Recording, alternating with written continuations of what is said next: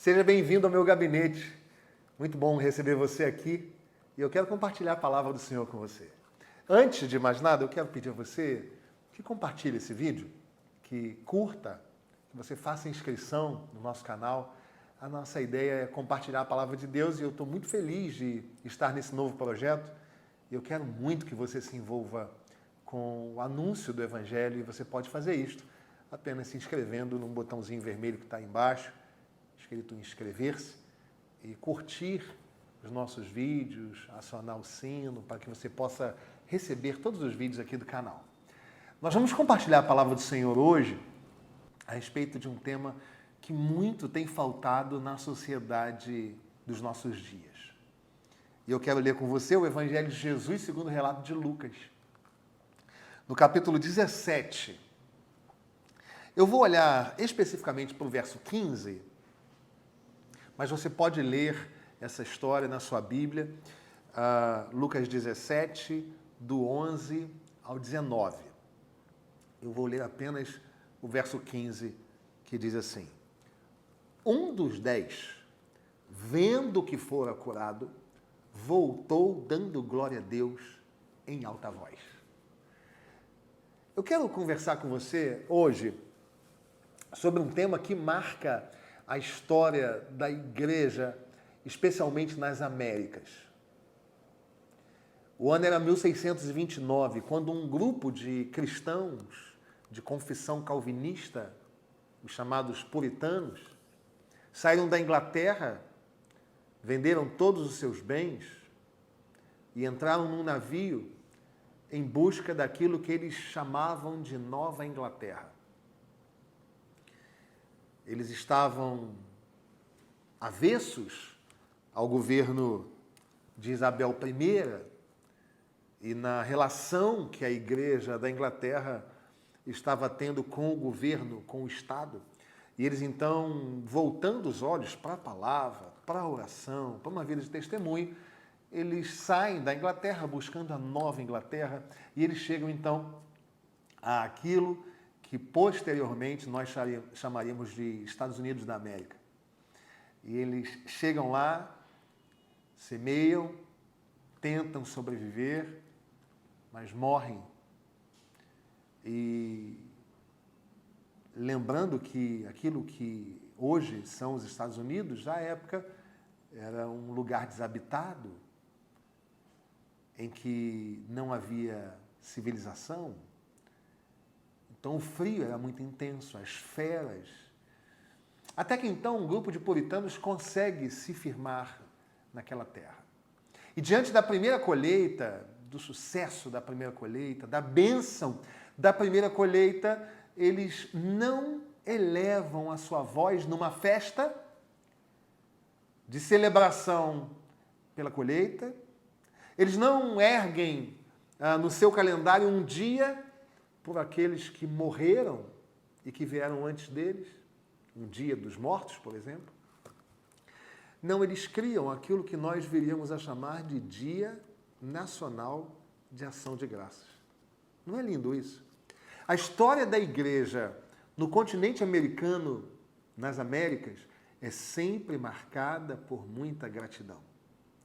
Os puritanos, então, celebraram ao Senhor, agradecendo a Deus pela colheita e reconhecendo que se algo bom vem sobre nós, esse algo bom vem da parte do próprio Deus. A pergunta para você é grato? Você já conseguiu parar o seu dia hoje para agradecer a Deus? Existem coisas simples que talvez para você e para mim sejam muito simples, mas que, diante de uma situação difícil, elas deixam de acontecer. Por exemplo, se levantar da cama. Talvez você tenha conseguido levantar da cama no dia de hoje e tenha esquecido de agradecer, porque você acordou muito em cima da hora, você tinha compromissos.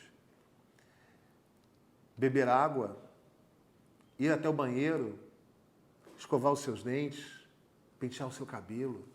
Existem pessoas que estão em situação em que isto não é possível. Ou ter uma porta de emprego aberta, ou estar caminhando para uma escola, para uma universidade, ter amigos ao redor, uma família. Tantas são as dádivas, as bênçãos que vêm sobre nós. Você já parou para pensar sobre isso? Será que não estava na hora de nós criarmos, no dia de hoje, um Dia Nacional de Ações de Graças? Não seria o momento de você hoje olhar para aquilo que você tem, para aquilo que você sempre sonhou, mesmo para uma situação difícil, de uma vida complexa? Sim, todos nós vivemos dificuldades e desafios, mas agradecer a Deus. Os meus filhos hoje, quando eu saí de casa, estavam acordados, brincando, fazendo muito barulho, como eles normalmente fazem. E isso é motivo para agradecer. Eu quero olhar para esse texto que nós lemos de Lucas 17, a partir do verso 11, que é aquele momento em que 10 leprosos se encontram com o Senhor Jesus e eles se identificam como leprosos, como era a necessidade da época, né? Eles gritavam para que as pessoas que estavam limpas, sem lepra, as identificasse e pudesse passar ao largo, passar de longe.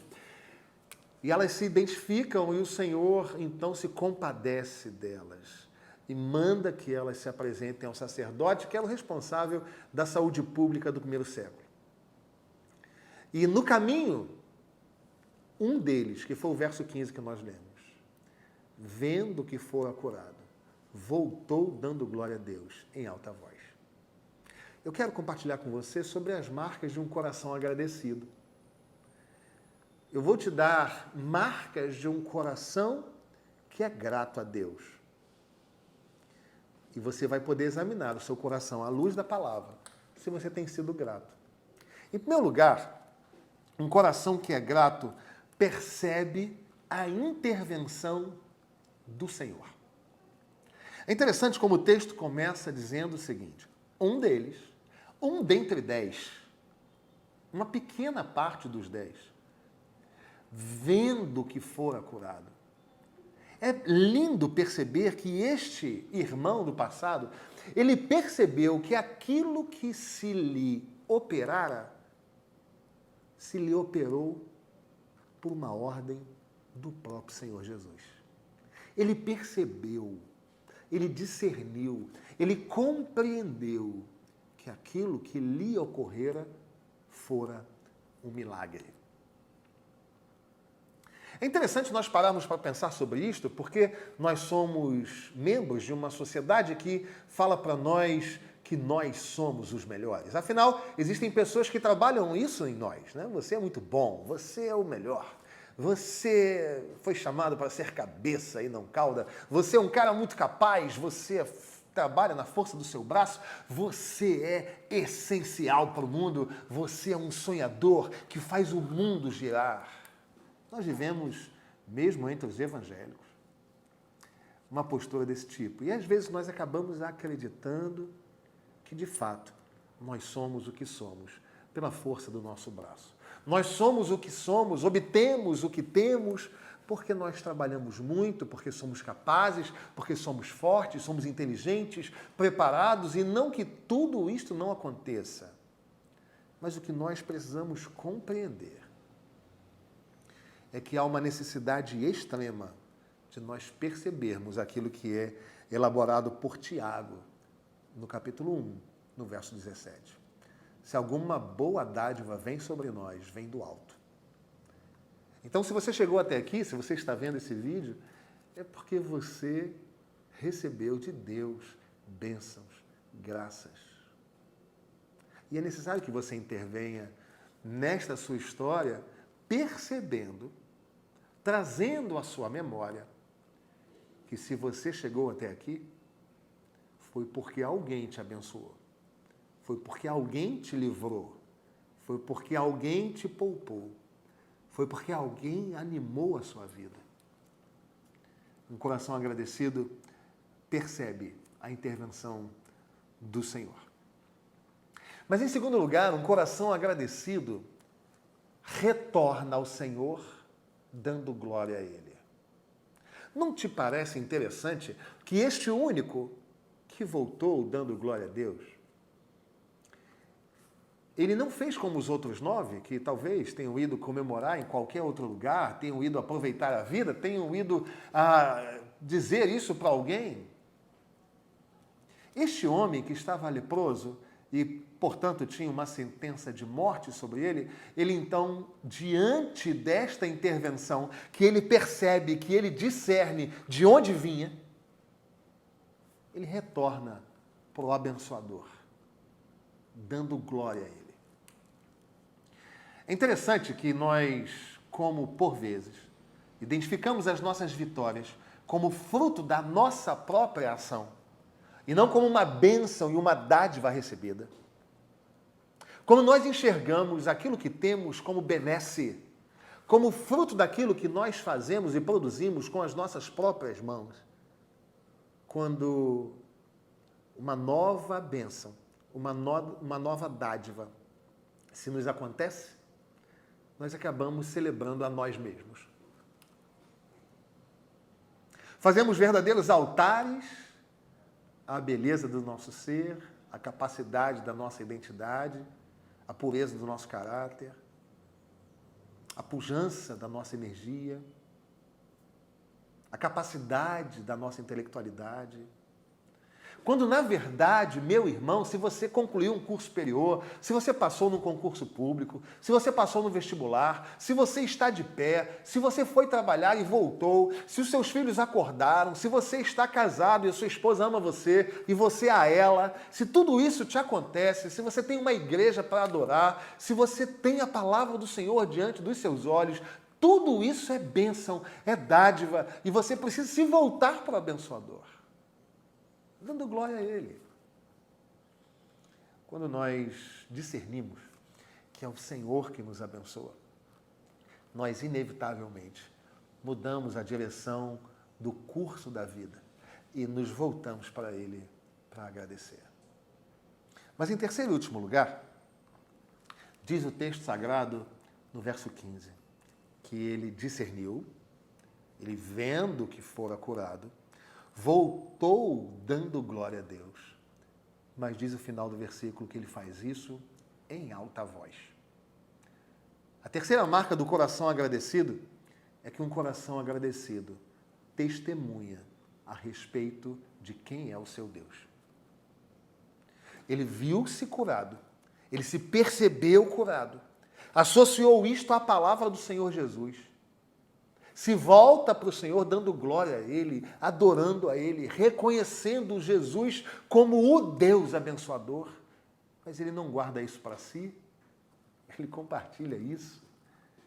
As pessoas que estavam ao redor perceberam que aquele homem fora curado pela ação de Jesus e por meio do testemunho daquele ex-leproso. O convite da palavra de Deus é que você seja capaz de dizer para alguém aquilo que Deus fez na sua vida. Não guarde para você, não seja um túmulo com relação às bênçãos que Deus te deu. Sim, fato, as doenças, as dores, as preocupações, as ansiedades podem ser muitas. É verdade, nós vivemos num mundo cheio de aflições. Mas o Senhor nos orienta a termos um coração grato. E talvez tenha chegado o momento, por meio da ministração dessa palavra ao seu coração, de discernir que você só chegou até aqui porque Deus quis, porque Deus abençoou, porque Deus te livrou. E uma vez ouvindo isto, talvez esteja na hora de você olhar para o céu, mesmo no meio das dificuldades, e dar glórias a Deus. Senhor, obrigado pela minha vida. Obrigado pela minha esposa. Obrigado pelos meus filhos. Obrigado pelo meu trabalho, Senhor. Obrigado pelos meus estudos. Obrigado até mesmo pelas dores nas quais eu sou aperfeiçoado. Mas diga isso para alguém. Se você recebe bênçãos, se você enfrenta dificuldades como as outras pessoas não são capazes de fazer, isso se dá porque você tem o Deus Emanuel com você. E as pessoas ao seu redor precisam saber que isto não tem a ver com a sua força, não tem a ver com a sua inteligência emocional. Isso tem a ver com a presença do Espírito Santo de Deus, que te fortalece. E por isso é que você pode e deve compartilhar aquilo que o Senhor tem feito com você. Pergunta do início é: você tem um coração grato? Se você não tem um coração grato, eu quero desafiar o seu coração a ter um tempo de gratidão agora. Adore ao Senhor. Reconheça que é dele que vêm as bênçãos e testemunhe disso para alguém. Que Deus abençoe você. A gente se encontra aqui no canal em mais um compartilhamento da palavra, mais uma exposição bíblica em que nós seremos edificados juntos. A palavra edifica a sua vida e edifica a minha também. Até o próximo vídeo, espero por você. Deus te abençoe.